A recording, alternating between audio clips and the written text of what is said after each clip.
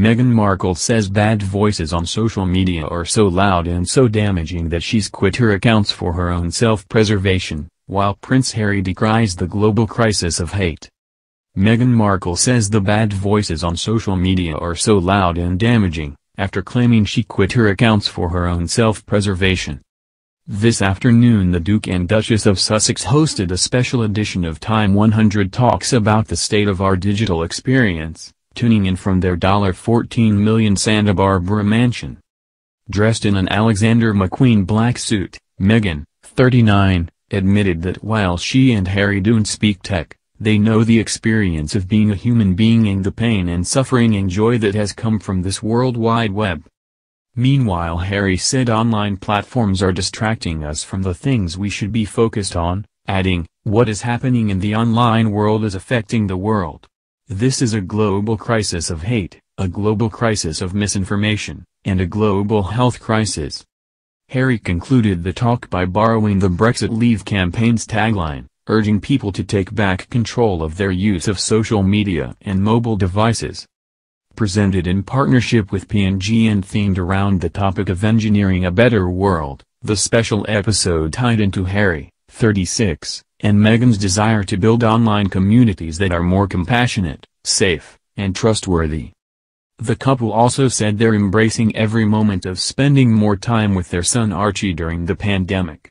Speaking to Time editor-in-chief Edward Felsenthal, Meghan said, "We are trying to embrace all the quality time we get with our son and embrace every moment of his growth and development." Asked how they are doing, Harry pointed out that before 2020, the question was one people threw around, but he reported that they're good, adding, "There's a lot of stuff to be focused on, a lot of work. This is an opportunity to spend more time as a family than we probably would otherwise." Meghan told how, since January, when they officially stepped down as senior members of the royal family, they have begun connecting the dots between the many causes they're passionate about, including women's empowerment, mental health, the environment and online spaces. The Time 100 Talks episode featured conversations with a range of guests, including Reddit co-founder and founder of 776 Alexis Ohanian, and Rappler CEO and executive editor Maria Ressa.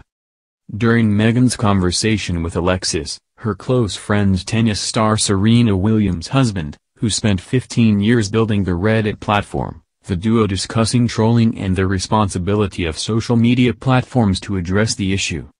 Alexis admitted that investing in tools to reduce toxicity is something the industry put off for a long time. Meghan recalled how she read about an employee of YouTube filing for PTSD because of the stress they took home every day. "Can you imagine carrying it every day? It's everyone who ends up affected by it," she said. "The good outweighs the bad, but goodness, the bad can be so loud, the damage that happens as a result of that." You tweeted recently, "We haven't begun to realize the legacy and effect of these platforms and what social media and what the online space it is doing to us on a deeper level. We're in it now, but we have a chance to get ourselves out of it." Meghan recently insisted that all social media users are like people who are addicted to drugs during a virtual summit appearance, despite spending many years as a prolific Instagram user. She drew the bold comparison during Fortune's Most Powerful Women Next General Virtual Summit, an online event that was reserved for invited guests willing to pay a $1,750 fee. She told Fortune associate editor Emma Hinchliffe that she has not been on social media for a very long time, despite sharing an official Sussex royal account with Prince Harry for several years before they stepped down as senior royals. In June this year, Alexis announced his resignation from the board of Reddit and urged the company to replace him with a black candidate. He told Meghan he made the right choice for his mixed-race daughter Alexis Olympia Ohanian Jr., but that he still received hate mail over it. "I hope that this is really a first step for me to try and just be more deliberate in the work that I'm doing, and frankly more effective in the work that I'm doing, to create a better future for my daughter and lots of other people who look like her," he said. Companies are going to be more successful the more diversity they have, because that means a broader range of ideas. The Duchess agreed with this sentiment and described how they shared a similar experience with raising mixed-race children. I'm sorry to hear you're still receiving hate mail. I know we have shared experiences in being in an interracial marriage and raising small children who are mixed race and how that plays into that." Meghan and Alexis discussed online hate and extremist indoctrination, with Alexis observing how easy it is to commune with people online in the same way as offline. Alexis said he believes there is some work that needs to be done to de-radicalize a generation, especially in the U.S., who feel very disaffected, left behind and frustrated, who found solace, community and kinship in dark corners of the internet that normalize socially toxic behavior, whether that be racism or misogyny. "The reality is, we all have examples now of people who have built very close relationships with people they don't even know offline," he said. "It is not a leap to consider the effects of what this does for recruiting those really abhorrent ideologies and communities that can be formed. What sometimes gets waved off as just a joke is a way to actually normalize really problematic behavior, and I think that's going to be the really difficult accounting that we'll have to have in the next 10 years, where we figure out how to bring a lot of those folks back, to de-radicalize." Meghan referenced a statistic published in the Wall Street Journal which claimed 66% of people joining extremist groups is because it's been recommended to them on Facebook. "This gateway that takes you down a path you weren't even intending to go, but the adverse effect of that is tremendous," she said. Those featured in the episode also included Center for Humane Technology president and co-founder Tristan Harris, activist and author and co-director of the UCLA Center for Critical Internet Inquiry Safiya Noble. During this discussion, the couple suggested that fake news could be eradicated with push notifications when things are found to be untrue. Harry suggested, even once it's removed, that's not the solution. What they need to do is go back and say that thing you see a few weeks ago wasn't true, to which Meghan interjected, "The way you get a push notification, one to say this isn't true, this thing you believed, giving the facts and correcting mistruths when they get picked out." Safiya said the way to make change is to vote for leaders who understand the problems, adding, "The best thing people can do is vote for people and policies who are truly aware of what is happening." She added that social media does have the power to galvanize worthy causes, such as the Black Lives Matter movement. Harry said he sees the digital space hampering the progress that needs to be made when it comes to campaigns he and his wife are passionate about, including the environment and female empowerment. This misinformation that seems to snowball from one place, that is the online space, and then ending up in our physical world, a lot of the time we don't know where it comes from. We don't know how to trace it back, he said. There's an overwhelming desire for everybody out there for truth, because there is so much information being thrown around from one side to the other. What is happening in the online world is affecting the world.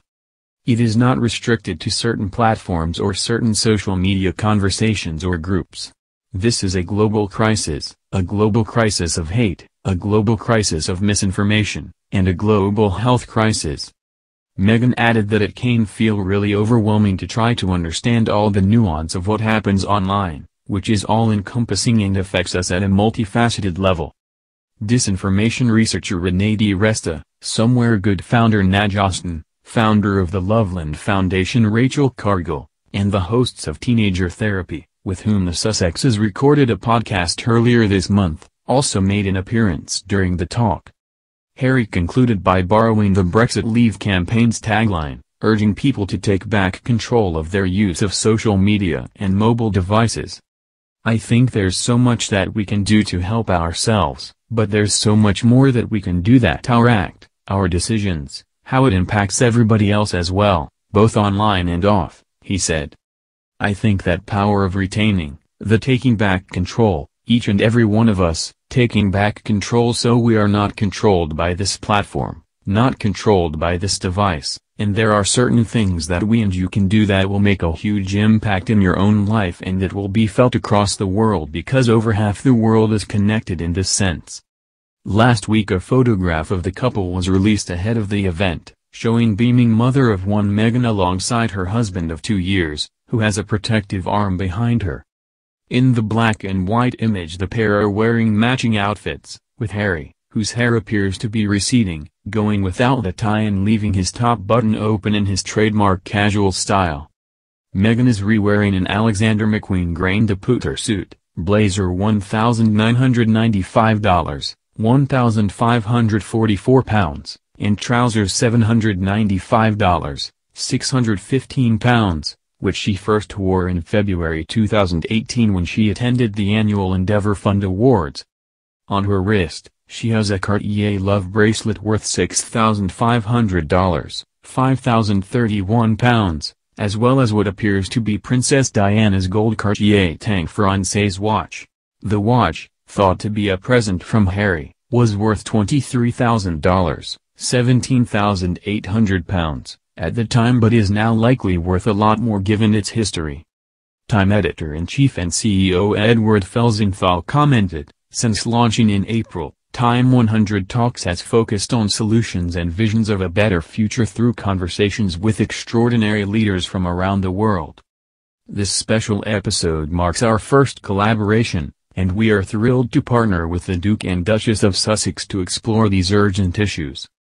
Dan McSay, Time executive editor and editorial director of the Time 100, added, "The Duke and Duchess of Sussex, both Time 100 alumni, are among the most influential voices in the world.